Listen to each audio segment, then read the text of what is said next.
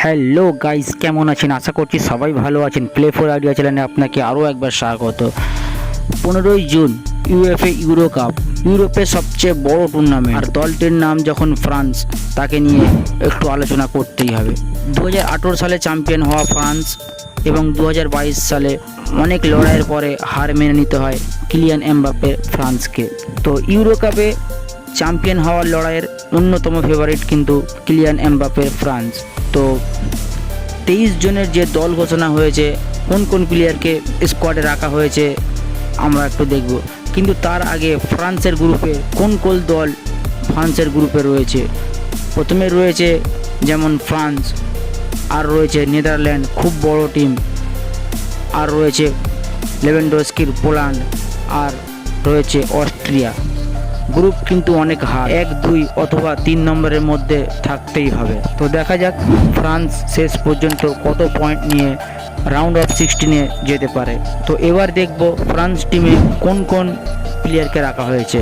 যদি আমরা দেখি গোলকিপার, প্রথমে রয়েছে মেক মাগন্যান, এসি মিলানের হয়ে খেলেন। আর রয়েছে আলফান্সে আরেওলা, ওয়েস্ট হ্যামের হয়ে খেলেন। আর রয়েছে বার্কি সাম্বা, সে কিন্তু লেন্স ক্লাবের হয়ে খেলেন।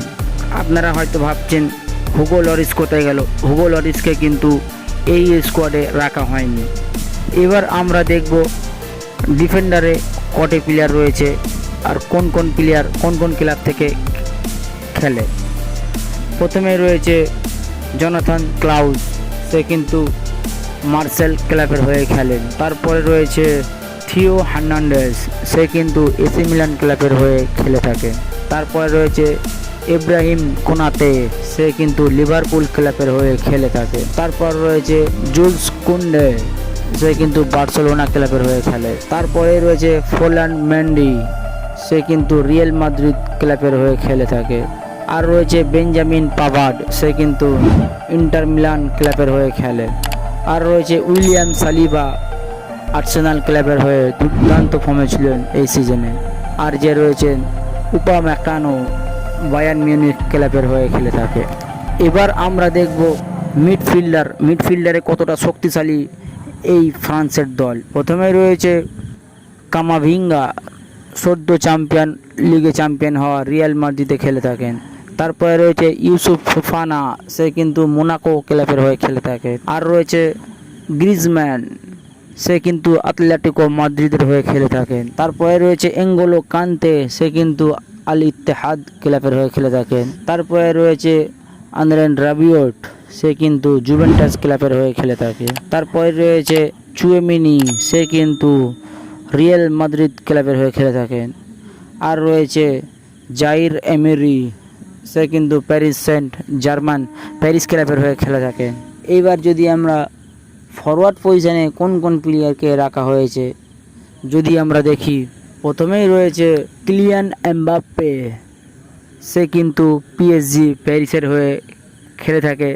এখন নতুন সাইনে কিন্তু অনেক বড় সম্ভাবনা, রিয়াল মাদ্রিদ ক্লাবে যাবার তার বড় সম্ভাবনা।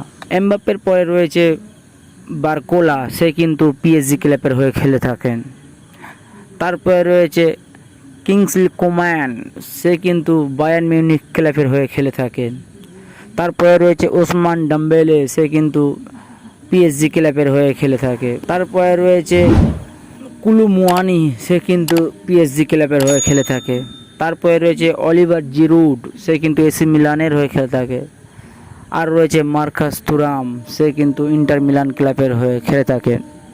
এতটাই শক্তিশালী ফ্রান্সের স্কোয়াড, গোলকিপার থেকে শুরু করে আর মিডফিল্ডার আর ডিফেন্ডার ফরওয়ার্ড পজিশনে। তো মূল একাদশে কোন প্লেয়ারকে রাখা হতে পারে তার যদি আমরা একটু প্রেডিকশন করি, গোলকিপারে কিন্তু এসি মিলানের মাগনানকে প্রত্যেকটি খেলায় তাকেই আমরা দেখতে পাবো। যদি আমরা রাইট ব্যাক পজিশনে যদি আমরা দেখি, তাহলে কিন্তু সেই বেঞ্জামিন পাভার্ডকে দেখতে পাবো। সেন্টার ব্যাক পজিশনে বার্সেলোনার জুলস কুন্ডে সম্ভবত দেখতে পাবো।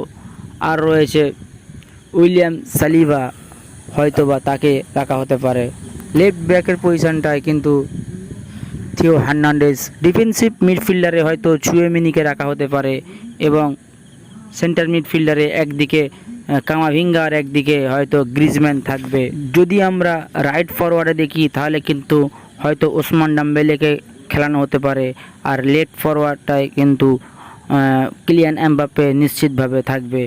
আর সেন্টার ফরওয়ার্ডে কিন্তু হয়তো বা আমরা মার্কাস থুরামকে হয়তো প্রত্যেকটি খেলা দেখতে পারি, অথবা তার সাবস্টিটিউটে অলিভার জিরুড শুরু করতে পারে। এটা আমার প্রেডিকশন। আপনার মতে কোন কোন প্লেয়ারকে মূল একাদশে খেলানো হবে বলে মনে করা হয় কমেন্টে জানাতে ভুলবেন না।